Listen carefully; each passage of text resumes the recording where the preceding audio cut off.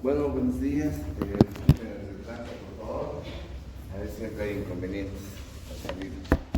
Bueno, continuamos con el avance. Habíamos dicho que ya estamos en la etapa donde hemos decidido al paciente operarlo, ya lo hemos evaluado a través de varios estudios laboratoriales, imagenológicos, con lo cual hemos apoyado nuestro diagnóstico clínico y hemos llegado a un diagnóstico definitivo. Entonces toca ya hospitalizarlo al paciente para que en el hospital tengamos algunas actividades importantes dentro de la preparación del paciente, así se denomina, preparación del paciente quirúrgico. Y a veces ese tipo de actividades, si bien no lo hacemos nosotros, pero tenemos que saber el por qué se realizan. Bien, entonces a veces las enfermeras u otro tipo de personal se encarga de preparar al paciente antes de su cirugía. ¿Qué es la preparación preoperatoria? Es el conjunto de acciones realizadas, en este caso de un niño, ¿no? Es al paciente previo al acto quirúrgico destinadas a identificar condiciones físicas psíquicas que puedan alterar su normal crecimiento, desarrollo, previniendo especialmente, ese es el objetivo, previniendo complicaciones, ya tanto en el intra como en el postoperatorio. Entonces, algo que debemos fijarnos, por mucho de que nosotros en la consulta, antes de llevarlo al paciente al hospital, le hemos dicho que cómo es la cirugía, etcétera. Le hemos dicho de las complicaciones, las probabilidades de éxito y de fracaso de la cirugía, pero eso no indica que nos está dando el consentimiento del paciente. Tiene que haber un documento, algo firmado, para poder hacer eso. Entonces, en ese documento, que nosotros ya lo conocemos, que se llama consentimiento informado, están escritas y descritas todas esas condiciones de la cirugía. Entonces, en la preparación del paciente está nuevamente, pero ya en forma física, ya como documento, el consentimiento informado. ¿Sí? Si nosotros en la historia o en el hospital que ustedes vayan no tenemos ese documento, estoy hablando de la hoja de papel, entonces debemos elaborar un documento. Ahora, para elaborar un documento existen ciertas partes, normas que se debe seguir, que podemos sacar nosotros esas normas del manual del consentimiento informado que tenemos acá en nuestra legislación boliviana, ¿ya? Pero una de las actividades durante la preparación es esta, el consentimiento informado. ¿Quién debe hacer el consentimiento informado? ¿Quién debe hacer el consentimiento? ¿Ah? ¿Quién lo debe hacer? Y justamente en ese documento, en la parte inferior, dice persona que realiza el consentimiento. Legalmente, el cirujano que tiene que operar es el que tiene que firmar junto con el paciente o el responsable del paciente ese documento. Tiene que hacerlo el cirujano, pero eso es en teoría. En la realidad, ¿qué es lo que sucede? El consentimiento informado es ni lo ve ni lo firma el cirujano y simplemente les dice al interno, al residente, que haga el consentimiento. Entonces, ahí viene la enseñanza para ustedes. Esto, ustedes en algún momento van a estar de internos o de residentes. Si les está delegando el cirujano hacer eso, tienen que hacer nomás todos los pasos que dice el consentimiento. Y si ustedes no conocen los nombres técnicos o el procedimiento que se va a hacer, entonces tienen que llamar nomás al cirujano y decir, doctor, mire, el paciente me está preguntando esto y yo no sé cómo responder. Entonces no pueden dejar nomás, porque después el paciente viene y nos reclama, ¿no ves? Sale algo mal y dice, doctor, usted no me ha dicho que me iba a poner una prótesis en mi pierna. Entonces yo pensé que me iba a operar así, la prótesis me cuesta 20.000 bolivianos y no tengo plata. ¿Y ahora de dónde voy a pagar? Entonces, y ahí viene ya el problema médico-legal entre el cirujano y el paciente, ¿no? Entonces, por eso es que en este caso, ustedes cuando tengan esa situación, Si en algún momento ustedes sí pueden hacer el consentimiento y hacerle firmar al paciente, tienen que hacerlo de forma correcta, ¿sí? Y en caso de que no suceda eso, llamen al cirujano. Y cuando sean cirujanos ustedes, no hagan eso que les están haciendo. Están delegando la actividad del consentimiento informado a otras personas y eso no es bueno. Arruina la relación médico-paciente. Personalmente yo en la consulta privada, por ejemplo, yo hago la firma del consentimiento en el consultorio incluso. Ahí es donde le digo a la paciente, le explico qué es lo que tengo que hacer, qué posibilidades de éxito, etc. Y es más, le doy el consentimiento para que él se vaya a su casa y lo lea bien, que lo haga revisar con quien quiera, con otro médico, un abogado, con lo que sea. Y una vez que regrese a la consulta con sus estudios y todas las cosas que tal vez le he pedido, le digo, me lo trae, si quiere operarse de verdad, ya entendido la situación, venga y me lo trae firmado. Algunas veces traen firmado y otras veces no, porque tienen alguna pregunta, algo más que quieren preguntar, y se tiene que resolver, absorber todas las dudas del paciente. Y como les digo, el consentimiento, aparte de protegernos a nosotros como cirujanos, ahonda, refuerza esa relación médico-paciente. ¿Ya? Entonces, esa es una actividad.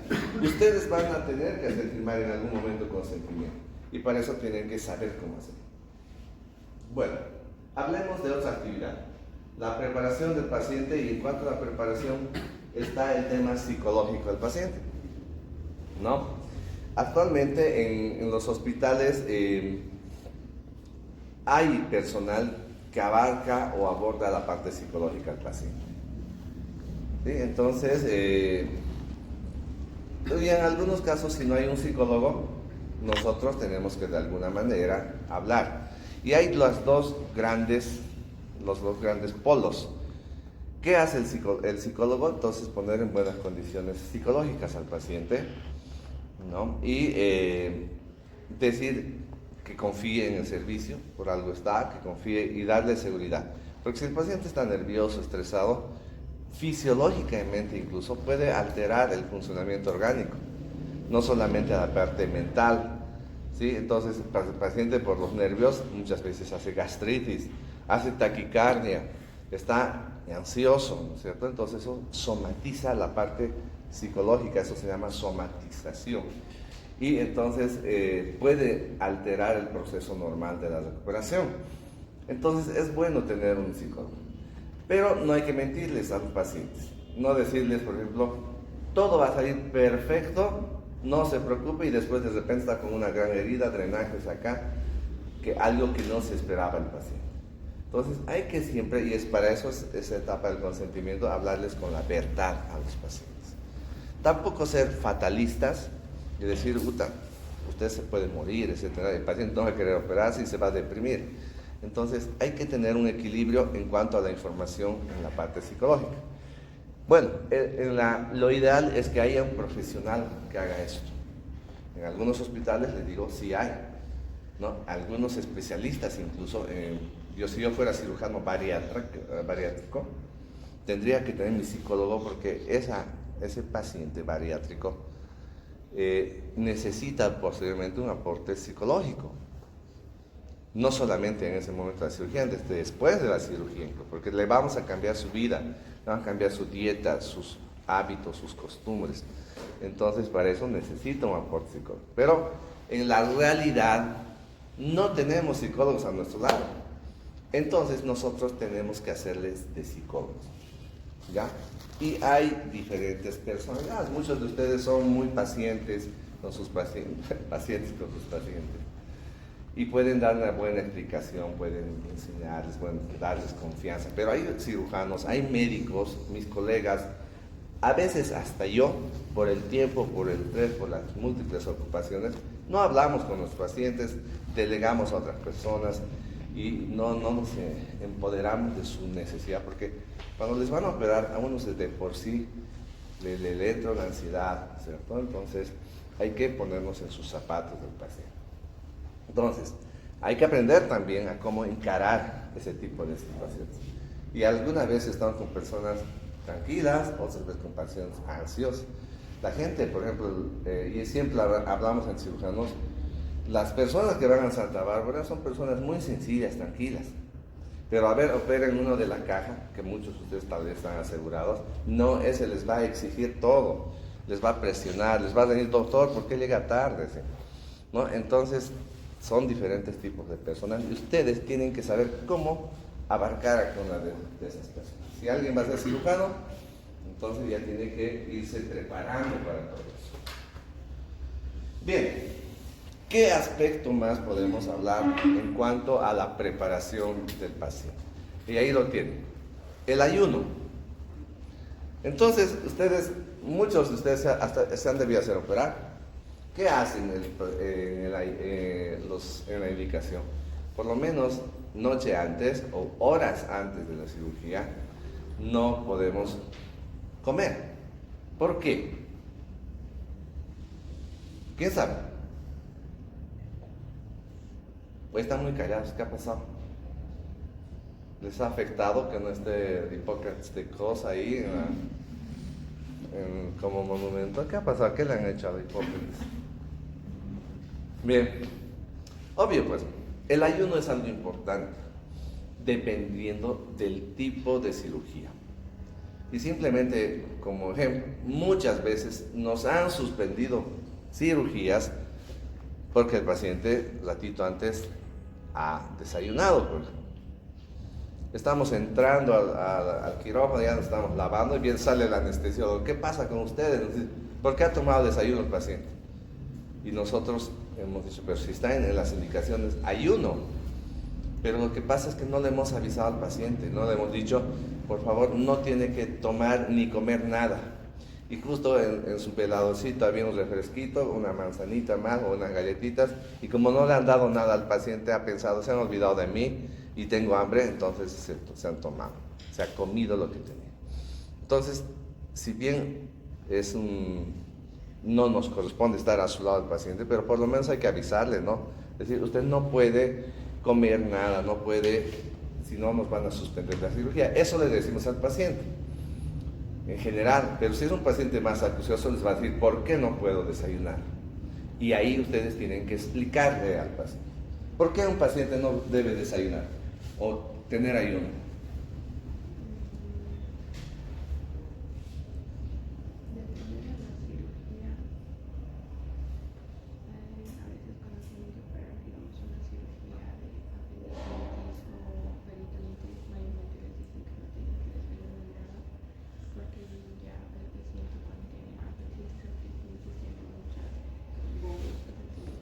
¿Escuchan a su compañera? Muy despacito ahora, ¿no? ¿O estás descuidada? Ah, ya. Bueno, dice que no. Me ha estado diciendo que por el tipo de cirugía es cierto. Pero más que por el tipo de cirugía es por el tipo de anestesia. ¿Ya? En aquellos pacientes que van a ser sometidos con anestesia general, van a estar deprimidos, van a estar inconscientes. Y en esa inconsciencia, el paciente puede producirse, y mucho más si estamos operando en el abdomen, estamos comprimiendo los intestinos, el estómago, podemos producir un reflujo o un vómito injustificado al paciente. Ese vómito puede ingresar a la vía aérea, o sea, sale del esófago, entra a la faringe y de la faringe regresa a la vía aérea, ¿no? Por la laringe a la tráquea se entra y eso posteriormente produce una obstrucción de la vía aérea, que es una complicación muy grave. Por eso es que el anestesiólogo necesita que su estómago esté vacío. El estómago, después de que uno come algo, entre 4 a 6 horas se vacía, o sea, pasa ese bolo alimenticio del estómago al duodeno. Y del duodeno y del intestino ya es más difícil que regrese. Por eso es que se pide mínimamente entre 6 horas de ayuno, ¿no? Entonces, si yo tengo una cirugía a las 2 de la tarde, ya le diré, su último alimento es a las 7 de la mañana, toma su matecito con sus galletitas, pero a partir de ese momento ya no debe comer nada, porque si no puede pasar esto. ¿Bien? Si yo tengo una cirugía a las 8 de la mañana, pues desde la noche ya le mantendré en ayunas. Le digo, cene, y esa es la última comida que usted va a tener. ¿ya? Porque a las 8 ya tengo mi cirugía, entonces no le voy a calcular 11 de la noche, recién usted va a poder comer lo último, ¿cierto? Entonces, bueno, entonces de eso se trata. En cuanto a esto de la dieta, ya habíamos hablado anteriormente. Sin embargo, también en el postoperatorio se restringe la dieta, pero son otro tipo de parámetros que vamos a ver. En general, el tipo de anestesia, el tipo de cirugía que vamos a tener nos hace que nosotros mantengamos al paciente en ayuno antes de la cirugía. Bueno, otro aspecto, la preparación de la piel, pero eso vamos a saltar porque vienen diapositivas más adelante que nos explican. Vestimenta del paciente. Bueno, para empezar a operar existe una vestimenta especial, incluso dependiendo del tipo de cirugía. Si me van a operar mi nariz, yo puedo estar con mi pijamita, ¿no? Normal, con mis botoncitos, manga larga, todo. ¿Por qué? Porque van a abordar solamente mi nariz, me van a hacer una rinoplastia, una nariz respingada. Entonces tengo una ropa especial para eso. Pero si me van a operar de aquí del tórax y del abdomen, tengo que tener una bata, estar completamente desnudo y solamente una bata, que esa bata lo van a retirar durante la cirugía, porque tienen que hacer su asepsia, antisepsia en tórax, abdomen, etc. Entonces existe una ropa especial.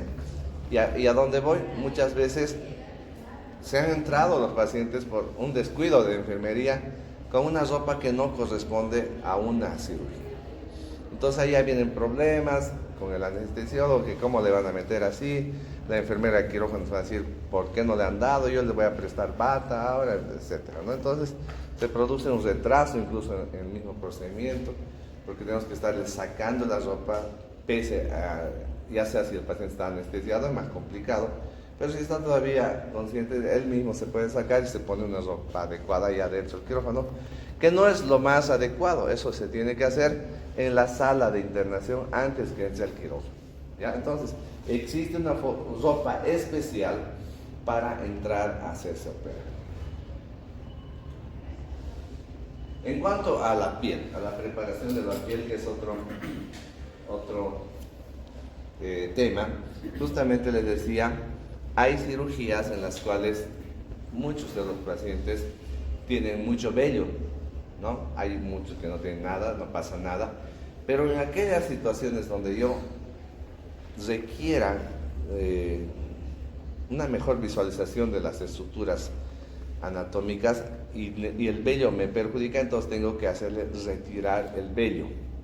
Por ejemplo, voy a colocar reparar una hernia en la región inguinal y debo colocar una malla, pero el paciente tiene mucho vello pubiano, entonces tengo que hacerlo recortar. En ginecología se ve mucho eso, necesito hacer un procedimiento ginecológico, entonces a las mujeres hay que hacerles retirar el vello. Entonces la pregunta es, ¿se corta el vello o se rasura? Porque al cortar tal vez dejamos todavía los pelos largos, ¿cierto? Con tijeras o con esas máquinas que existen. Aunque las máquinas ahí tienen un corte bien fino que casi lo dejan al ras de la piel, ¿no? O se rasura. ¿Cuál es lo más ideal? ¿Qué creen? ¿Cortar? ¿Rasurar? ¿Ya tú dices cortar? ¿Por qué? Porque puede existir irritación Con la navaja. ¿Tú qué dices? ¿Por qué rasurar? porque, como se dice, sería mejor para ese peso. Para que esté más finito, más lisito, ¿no es cierto? Bien, mucha gente tiene ese criterio igual que su compañera. No, obviamente rasurado está más lisa la piel, pero el problema es que al momento de rasurar nosotros podemos producir microlesiones en la piel, ¿sí? O sea, heriditas incluso que no se ven, o tal vez si se ven, sangran un poquito. Por esas microlesiones pueden ingresar microorganismos que viven en nuestra piel e infectar nuestra herida operatoria que vamos a hacer. Por eso es que no se recomienda el rasurado. Lo que sí se tiene que hacer es el corte del pelo lo más bajo posible sin lesionar la piel. Lo uno se llama tricotomía, cortar el pelo. Y el rasurado, por supuesto, se llama rasurado. Entonces no está recomendado hacer el rasurado. Sí se puede cortar el pelo, pero no rasurar, ¿ya? Entonces, ¿por qué estoy poniendo énfasis en esto? Porque hasta el momento siguen algunos hospitales y muchas enfermeras que no conocen, siguen rasurando. Lo que nosotros tenemos que hacer como cirujanos es recomendarnos, si requerimos que lo corte, pero no lo rasure. Hay que estar sobre ellos, ¿ya? Bueno, entonces, aparte de eso,